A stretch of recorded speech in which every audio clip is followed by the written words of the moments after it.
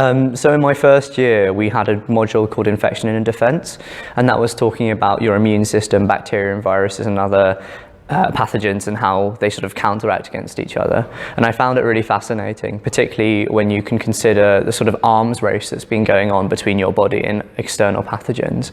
And that sort of encouraged me to take it further and do a research project.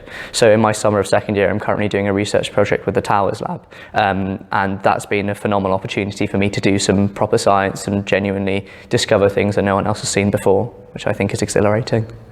Well, I came into UCL knowing that I wanted to do neurology and neurosciences, and thankfully I was offered that opportunity for the neuroscience intercalated degree. So I was brilliant. I got the chance to work with world-class researchers at a world-class institution. And then from then on, in our clinical years of medicine, you go through a range of different specialties, you cycle through these.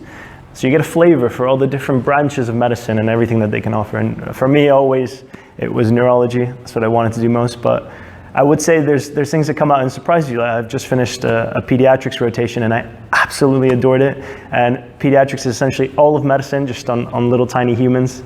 So you come to find things of yourself in going through all these different placements that you might not have expected when you were a fresher. But you'll have plenty of time to decide. There's no pressure to make a choice early on, and you will nevertheless be exposed to everything, even if you do have a preference. My favourite ones, I think I like paediatrics. It was all very friendly, and I like the idea of dealing with children and their parents is kind of a different dynamic to some other parts of medicine. And I think GP I like quite a lot, so general practice I like quite a lot because it's in the community, is kind of continuity between seeing different patients in hospital. You sometimes, or a lot of the time, see a patient and then you don't see them again for a while. So I think those are the two things that stood out to me the most.